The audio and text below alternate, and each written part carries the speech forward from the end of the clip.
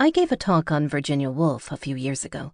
During the question period that followed, the subject that seemed to most interest a number of people was whether Woolf should have had children.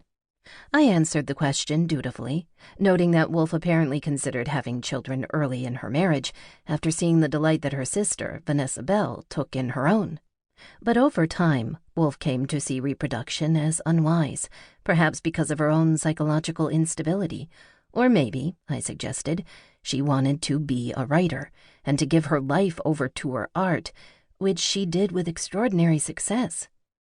In the talk, I had quoted with approval her description of murdering the angel in the house, the inner voice that tells many women to be self-sacrificing handmaidens to domesticity and the male ego. I was surprised that advocating for throttling the spirit of conventional femininity should lead to this conversation.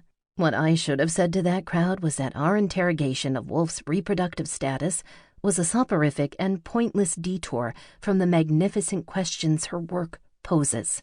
I think at some point I said, "Fuck this shit," which carried the same general message, and moved everyone on from the discussion. After all, many people make babies. Only one made 2 the lighthouse and 3 guineas, and we were discussing Woolf because of the latter. The line of questioning was familiar enough to me. A decade ago, during a conversation that was supposed to be about a book I had written on politics, the British man interviewing me insisted that instead of talking about the products of my mind, we should talk about the fruit of my loins, or the lack thereof. On stage, he hounded me about why I didn't have children. No answer I gave could satisfy him. His position seemed to be that I must have children, that it was incomprehensible that I did not, and so we had to talk about why I didn't, rather than about the books I did have. When I got off stage, my Scottish publisher's publicist, a slight 20-something, wearing pink ballet slippers and a pretty engagement ring, was scowling in fury. "He would never ask a man that," she spat. She was right. I use that now, framed as a question, to stymie some of the questioners. Would you ask a man that? Such questions seem to come out of the sense that there are not women, the 51% of the human species who are as diverse in their wants and as mysterious in their desires as the other 49%, only women, who must marry, must breed, must let men in and babies out, like some elevator for the species. At their heart, these questions are not questions, but assertions that we who fancy ourselves individuals, charting our own courses, are wrong. Brains are individual phenomena producing wildly varying products. Uteruses bring forth one kind of creation. As it happens, there are many reasons why I don't have children. I am very good at birth control. Though I love children and adore aunthood, I also love solitude. I was raised by unhappy, unkind people, and I wanted neither to replicate their form of parenting, nor to create human beings who might feel about me the way that I sometimes felt about my begetters. The planet is unable to sustain more first-world people, and the future is very uncertain.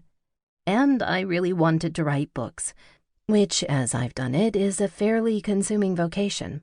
I'm not dogmatic about not having kids.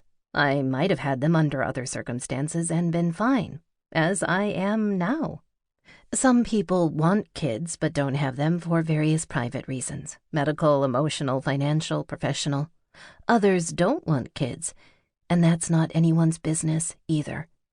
Just because the question can be answered doesn't mean that anyone is obliged to answer it, or that it ought to be asked. The interviewer's question to me was indecent, because it presumed that women should have children, that a woman's reproductive activities were naturally public business. More fundamentally, the question assumed that there was only one proper way for a woman to live. But even to say that there's one proper way may be putting the case too optimistically, given that mothers are consistently found wanting too.